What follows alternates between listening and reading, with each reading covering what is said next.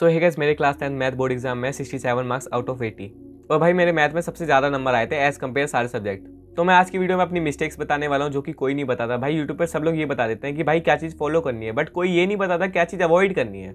बाकी अगर तुम्हें मैथ में कुछ भी नहीं आता या फिर ऐसा लग रहा है भैया मैं फेल होने वाला हूँ, तो तुम इस वीडियो को देख सकते हो एंड तक। भाई मैं गारंटी ले रहा हूँ तुम्हारे अच्छे नंबर आ जाएंगे इस वीडियो को देखने के बाद। और आज की वीडियो में कुछ रियलिटी एक्सपोज करने वाला हूँ, तो प्लीज़ एंड तक वीडियो देख लेना। बाकी वीडियो का लाइक टारगेट 500 लाइक्स का है, वो कंप्लीट कर देना। और भाई प्लीज़ सब्सक्राइब कर देना क्योंकि मेरा बर्थडे आने वाला है और मेरे को 30 के सब्सक्राइबर चाहिए। आई नो कि बहुत बड़ा टारगेट है, बट तुम लोग कर दोगे भाई, कर देना ठीक है। तो वीडियो को स्टार्ट करते हैं। तो भाई सबसे पहले बात करता हूँ मेरा बेसिक मैथ था या फिर स्टैंडर्ड। भाई मेरा बेसिक मैथ था। अब ये तुम लोग बोलने में मतलब जाना तेरा तो बेसिक मैथ था, इसमें तो कोई भी नंबर ला सकता है। तो भाई लाओ नंबर। मैं ये बोल रहा हूँ कि बेसिक मैथ का बंदा भी स्टैंडर्ड का पेपर कर सकता है क्योंकि उसने पढ़ाई तो सेम ही बुक से करी थी। बस तुम लोग बोल दो कि भाई स्टैंडर्ड है तो ज़्यादा पढ़ाई करनी पड़ती है। कुछ ज़्यादा पढ़ाई नहीं करनी पड़ती। भाई मैंने अपने दोस्तों का पेपर देखा था जब मेरे टाइम पे था।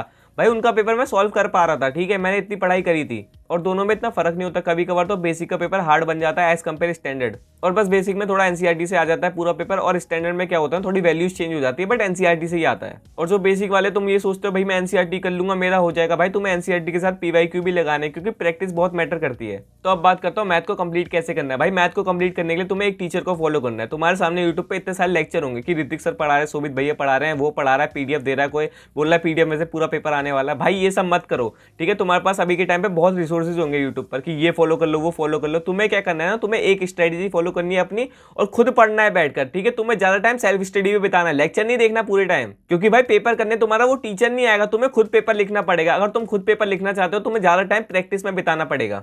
और कुछ लोग सोचते हैं ऋतिक सर पेपर लीक कर देंगे फिर शोभित भैया, तो भाई दोनों पेपर लीक कर सकते हैं। बहुत सारे टीचर यूट्यूब पर पढ़ाने वाले हैं, ठीक है। तुम दो टीचरों के बीच में लड़ते रहते हो कि वो बेस्ट है वो बेस्ट है। भाई सारे टीचर बेस्ट होते हैं, सारे टीचर चाहते हैं उनका स्टूडेंट टॉप करे, ठीक है। वो अपना बेस्ट देते हैं पढ़ाने में, तो दोनों टीचर अपना बेस्ट दे रहे हैं तुम्हें पढ़ाने में, बस तुम्हें ढंग से पढ़ना है। भाई तुम्हें रात दिन मैथ पढ़नी है, ठीक है। तुम्हारे सपने में मैथ का पेपर आना चाहिए, मतलब इतना तो नहीं आता, अगर आ रहा होता तो भाई सब पेपर लीक कर देते। बट मेरी बात सुनो भाई, तुम्हें पूरे दिन पढ़ना है, ठीक है। तुम्हें ढंग से पढ़ना है, समझ रहे हो बात को। और तुम्हें एनसीईआरटी खत्म करनी है। लाइक तुमको लग रहा होगा भैया एनसीईआरटी बहुत मुश्किल है, भाई एनसीईआरटी हो जाता है, ठीक है। जो चैप्टर तुम्हें नहीं आ रहा, अगर तुम बहुत ज्यादा वीक हो, तुम्हारा पास होने का मतलब तुम्हारा टेंशन है कि मैं पास नहीं हो पाऊंगा, तो तुम छोड़ दो उस चैप्टर को। और भाई ऐसा मत सोचे करो कि मुझे ये वाला चैप्टर नहीं आ रहा तो भैया क्या करूं, बहुत टेंशन है। भाई जो आ रहा है उसको ढंग से पढ़, क्योंकि भाई जो चैप्टर तुम्हें नहीं आता ना उसकी ओवर थिंकिंग में तुम जो चैप्टर आता है उसको भूल जाते हो। मैं भी बहुत टेंशन लेता था जब मुझे चीजें समझ नहीं आती थी, बट मुझे आती है भाई समझ, बस टाइम लगता है, ठीक है। तुम बहुत टेंशन लेते हो, तुम सोचते हो भैया मुझे वो नहीं आ रहा, भैया मुझे डिप्रेशन हो रहा है, भैया मुझे ऐसा लग रहा है मैं फेल हो जाऊंगा,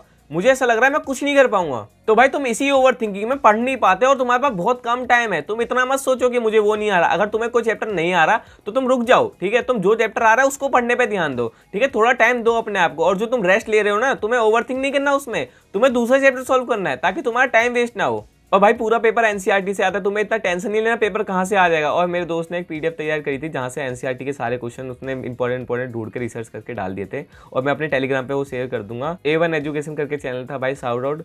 एंड मजा आ गया भाई तुम्हारी पीडीएफ पढ़ के, तुम लोग सॉल्व कर सकते हो, उसकी पीडीएफ बढ़िया है, मैंने भी देखे थे क्वेश्चन। बाकी तुम लोग और भी चीज़ें सॉल्व करना है, ठीक है। सिर्फ वो पीडीएफ पे डिपेंड मत हो जाना कि भैया ने पेपर लीक कर दिया, ठीक है। ऐसा कुछ नहीं होता, तुम्हें ज़्यादा से ज़्यादा प्रैक्टिस करनी है। और भाई तुम्हें एनसीईआरटी फॉलो करनी है, उसके साथ तुम्हें एग्जाम्पल भी करने, एग्जाम्पल सेम टू सेम आ जाता है पेपर में, और एनसीईआरटी से पूरा पेपर आता है। और मैं तुम्हें हाई वेटेज वाले चैप्टर भी लगा दूंगा स्क्रीन पर, तुम देख सकते हो। बाकी जो मैंने चैप्टर लगाया उसको पहले कर लेना कंप्लीट, अगर तुम पास नहीं हो पा रहे हो, ठीक है। पास नहीं हो पा रहे तो वो चैप्टर करने के बाद तुम आराम से पास हो जाओगे, 50-60 नंबर तो आ ही जाएंगे। बाकी तुम्हें और भी चैप्टर पढ़ने पड़ेंगे भाई, मैंने लिस्ट में ना बहुत सारे चैप्टर इंक्लूड कर दिया, और जो बच गए उनको पढ़ लेना एक बार, ठीक है, ऊपर ऊपर से। और अगर तुम पास नहीं हो पा रहे तुम वो वाले चैप्टर पढ़ सकते हो जो मैंने स्क्रीन पे लगाए होंगे, उसको ढंग से पढ़ लेना तो पास हो जाओगे आराम से। तो अब बात करते हैं इस वीडियो की सबसे इंपॉर्टेंट चीज़, पेपर प्रेजेंटेशन। भाई अगर तुम्हें सारे चैप्टर आते हैं, सब कुछ आता है, बट तुम्हें ये चीज़ नहीं आती ना, तुम्हारे नंबर नहीं आ पाएंगे। इसका मतलब होता है लिखने का तरीका। भाई तुम कैसे लिखते हो, मतलब तुम गिवन टू प्रूफ लिखते हो, तुमने फॉर्मूला लिखा है, तुमने सब कुछ मेंशन किया है, तुमने कौन सी थ्योरी लगाई है, मतलब भाई सब कुछ मेंशन करना इंपॉर्टेंट होता है। और ये तुम्हारी रफ कॉपी नहीं है, तुम डायरेक्ट आंसर लिख रहे हो। मुझे पता है भाई, मैं डायरेक्ट आंसर लिखता था, मतलब मैं क्या करता प्लस माइनस भी नहीं दिखाता था, मतलब मैं कुछ नहीं दिखा रहा हूँ, मैं मन में सब कुछ कर रहा हूँ और फिर डायरेक्ट आंसर लिख रहा हूँ। भाई ये वाली आदत बहुत बेकार होती है, तुम्हें अभी से प्रैक्टिस करनी है कॉपी में अच्छे तरीके से लिखने की। क्योंकि भाई जब तुम बाहर घूमने जाते हो अपने आप को एकदम तैयार करके जाते हो ना, वैसे तुम्हें पेपर में आंसर भी तैयार करके लिखना है फुल एकदम तरीके से, ठीक है। परफ्यूम वगैरह लगाते हो वैसे तरीके से गिवन टू प्रूफ लिखना है। और मेरे सबसे ज़्यादा मार्क्स कटे थे paper presentation and time management में। भाई टाइम मैनेजमेंट इतना इंपॉर्टेंट होता है ना, मतलब तुम्हें क्या बताऊँ मैं, तुम्हारा पेपर छूट गया ना, अगर तुम्हें सब कुछ आता है और पेपर छूट जाए कितना दुख होता है ना। तो भाई वो ना हो इसलिए बोल रहा हूँ, टाइम मैनेज कर लो भाई अपना, पेपर सॉल्व करने की स्पीड बनाओ। भाई तुम्हारे सामने पेपर है, तुम सैम्पल पेपर लगाओ ना, तुम क्या कर रहे हो भाई, तुम्हें क्या करना है, अभी के लास्ट के 3 दिनों में ना तुम्हें सैंपल पेपर लगाने, पीवाईक्यू लगाने और एनसीईआरटी लगानी है। पीवाईक्यू से तुम्हें पता चलेगा कि क्वेश्चन कैसे आता है, मतलब अगर तुमने एपी सॉल्व किया ना तुम्हें पता चल जाएगा एपी से कैसे टाइप के क्वेश्चन आते हैं। और सैंपल पेपर से तुम्हारा टाइम मैनेज होगा। टाइम मैनेज करना इतना इंपॉर्टेंट है ना भाई, टाइम अगर तुम मैनेज नहीं कर पाए ना तो तुम क्या कर रहे हो। तुम्हारा अगर टाइम ही नहीं मैनेज, तुम्हारा पूरा पेपर नहीं हो पाया, तुम क्या एक्सपेक्ट कर रहे हो मेरे 80 में से नंबर आएंगे। अगर तुम्हारा 10 नंबर का पेपर छूट गया तो तुम्हारे 70 में से नंबर आएंगे। तो टाइम मैनेज कर लेना। और साथ में एनसीईआरटी में से पूरा पेपर आएगा, तुम्हें एनसीईआरटी अच्छे से पढ़ना है। और भाई सबसे इंपॉर्टेंट चीज़, लेक्चर कम देखो और प्रैक्टिस ज़्यादा करो। भाई बहुत इंपॉर्टेंट चीज़ है। मतलब तुम क्या करते हो, पूरे टाइम लेक्चर देख रहे हो, तुम्हारा सामने टीचर सॉल्व करे जा रहा है, तुम बैठकर देखे जा रहे हो उसको। भाई पेपर में वो सॉल्व करने नहीं आएगा। मैं इसको वापस रिपीट कर रहा हूँ, ठीक है, ये बात बहुत रियलिटी है भाई। पेपर में ये मैटर करता है तुम कितना जल्दी और कितना सही लिख रहे हो। और भाई जल्दीबाजी में सब लोग गलत लिखते हैं, बट तुम्हें सही लिखना है तभी तुम्हें नंबर मिलेंगे। मैथ में तो भाई बहुत कॉमन है, लोग ओवर कॉन्फिडेंस के चक्कर में गलत लिख रहे हैं, प्लस माइनस गलत कर रहे हैं, मतलब बहुत कुछ गलती कर देते हो तुम लोग। तुम्हें भाई बहुत शांत रहना है। तुम्हारा पहला पेपर है मैथ का, और बहुत मुझे लग रहा है ना पहला पेपर नहीं होना चाहिए मैथ का। मतलब पहले पेपर में क्या होता है ना, तुम्हारा नया एग्जाम सेंटर, तुम फर्स्ट टाइम बोर्ड एग्जाम दे रहे हो, तुम्हें पता नहीं भाई, तुम्हारा एक्सपीरियंस ही नहीं है तुम्हारे पास कभी। मैथ में तो भाई बहुत कॉमन है, लोग गलत लिख देते हैं भाई, प्लस माइनस का साइन के चक्कर में पूरा आंसर गलत हो जाता है। और भाई सबसे इंपॉर्टेंट चीज, तुम्हारा पहला पेपर मैथ का और तुम्हारा बहुत टाइम वेस्ट होने वाला एग्जाम हॉल में, मैं गारंटी दे रहा हूँ इस चीज़ की। क्योंकि भाई तुम्हारा फर्स्ट टाइम बोर्ड एग्जाम है, तुम्हें नहीं पता बोर्ड एग्जाम में कैसा इन्वायरमेंट होता है, कैसा सीन होता है, ओएमआर सीट भर रहे हो तुम, मतलब बहुत टाइम वेस्ट होगा तुम्हारा। एक तो तुम्हारा फर्स्ट टाइम बोर्ड एग्जाम हो रहा है, तुम एग्जाम सेंटर को देखोगे, तुम टीचर को देखोगे, तुम डेस्क देखोगे, तुम स्कूल देखोगे, भाई ऐसा बन रखा है स्कूल, तुम्हारा यही सारा टाइम वेस्ट हो जाएगा। और तुम्हें पहला पेपर मैथ का दे दिया जहां तुम्हें टाइम मैनेज करना पड़ेगा, और तुम्हारा टाइम कहाँ जाएगा, ओएमआर सीट भरने में। तुम क्वेश्चन पेपर देख के तुम्हारी फट जाएगी, तुम सोचोगे अबे पेपर इतना मुश्किल आ गया, मैंने तो सोचा था आसान आएगा। तो इसलिए एक्सपेक्टेशन मत करना अपने आप से कि भाई पेपर आसान आ जाएगा, पेपर वो हो जाएगा। तुम ज्यादा मत सोचना, तुम ओवरथिंक मत करना जब तुम पेपर देने जा रहे हो। और भाई तुम्हें एक चीज का बहुत ध्यान रखना है, तुम्हारा एमसीक्यू बहुत ज्यादा टाइम ले जाएगा। तुम्हारा मतलब एमसीक्यू आता है ना, टाइम वेस्ट करने के लिए बनाया जाता है, ठीक है। बेसिकली एमसीक्यू 1 नंबर का है और तुम्हारा टाइम ऐसे ले जाता है ना, मतलब पता भी नहीं चलता भाई। ऐसा मेरे साथ भी हुआ है। एमसीक्यू दिखने में तो आसान होता है बट वो बहुत टाइम ले जाता है। तुम्हें क्या करना है, तुम्हें लॉन्ग क्वेश्चन पे ज्यादा ध्यान देना है, ठीक है। पेपर आते ही सिर्फ एमसीक्यू मत करना है, सबसे पहले करना है तुम्हें ज्यादा नंबर वाले क्वेश्चन, ताकि तुम्हारा पेपर जल्दी जल्दी हो जाए। क्योंकि भाई जब तुम लास्ट में करते हो तुम्हारे ज्यादा नंबर वाले क्वेश्चन गलत हो सकते हैं, क्योंकि तुम्हारे पास टाइम कम होता है और प्रेशर ज्यादा होता है, ठीक है। इसलिए लास्ट में एमसीक्यू करे करो और स्टार्टिंग में तुम्हें ज्यादा नंबर वाले क्वेश्चन करने हैं, ताकि वो तुम्हारा पेपर जल्दी जल्दी कंप्लीट हो जाए। एंड अब मैं बात करता हूँ रियलिटी चेक।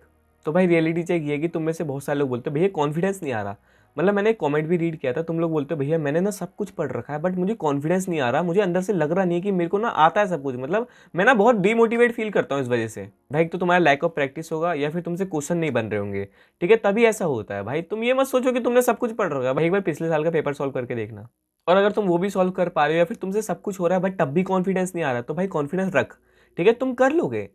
तुम्हें क्यों लगता है तुम नहीं कर पाओगे? भाई तुम किसी से कम तोड़ियो, अपना 100% दो और फाड़ दो पेपर को। भरोसा रख भाई, तू कर लेगा, ठीक है। कमेंट करो अभी कि मैं कर लूंगा मैथ में, मतलब 100 में से 100 लाऊंगा। मतलब तुम्हें रखना चाहिए अपने अंदर, मेरे को 100/100 लाने हैं, ठीक है। तो अभी कमेंट करो, 15,000 सब्सक्राइबर होने वाले, उनके सामने तुम कमेंट करो। 15,000 लोग तुम्हें देख रहे हैं भाई कमेंट में, ठीक है, कमेंट कर देना। बाकी तुम्हें एक चीज बताता हूँ, तुम्हारे प्री बोर्ड से ज्यादा बोर्ड एग्जाम में नंबर आते हैं। और भाई एकदम सच बात है, ठीक है। बोर्ड एग्जाम में तुम्हारा भी टाइम है और तुम प्रैक्टिस कर सकते हो। प्री बोर्ड में जो होना था हो गया, और प्री बोर्ड के बाद तुम्हें ये पता है ना तुम्हारी कहाँ मिस्टेक्स होती है, तो तुम अभी वो मिस्टेक्स अवॉइड कर सकते हो। और भाई तुम कर लोगे, ठीक है। मेरी बहुत ज्यादा मैथ वीक थी, ठीक है, मुझे लगता था ये मेरे बस की नहीं है भाई, मैं एसएसटी पढ़ सकता हूँ। बट क्या हुआ ना, मेरे उसमें सबसे हाईएस्ट नंबर आए मैथ में और सब्जेक्ट के मुकाबले। सबका पोटेंशियल अलग होता है यार। मैंने मेहनत करना सीखा, ठीक है। 10th बोर्ड एग्जाम से मैंने मेहनत करना सीखा है। बेसिकली मैं 10-10 घंटे लाइव करता था, उससे मुझे अभी पता चला है कि मैं पढ़ सकता हूँ। अभी मेरा 12th का बोर्ड है अगर कल, तो मैं उसके लिए 12 घंटे पढ़ सकता हूँ, ठीक है। मैंने ये चीज सीखी है। बाकी वीडियो को यहीं पर एंड करते हैं। मैं तुम्हारा टाइम वेस्ट नहीं करना चाहता, छोटी छोटी वीडियो बनाऊंगा और बेस्ट वीडियो बनाऊंगा, ठीक है। इस वीडियो को अगर तुम्हें लाइक करना है करो, नहीं करना मत करो, बट कर देना भाई अगर तुम कर रहे हो तो, ठीक है। तुम्हें कौन रोक सकता है, तुम्हारा मैंने दिल जीत लिया इतनी अच्छी वीडियो बनाकर, तो कर ही दो, ठीक है। अब मिलते हैं नेक्स्ट वीडियो में। अब अगला वीडियो बहुत जल्दी जल्दी बनाने वाला हूँ, तुम्हारे सपोर्ट की वजह से बहुत अच्छा लगता है भाई। तुम्हारे कॉमेंट पढ़ के ऐसे कॉमेंट करे करो भाई, मजा आ जाता है। बाकी मिलते हैं नेक्स्ट वीडियो में। जय हिंद, जय भारत।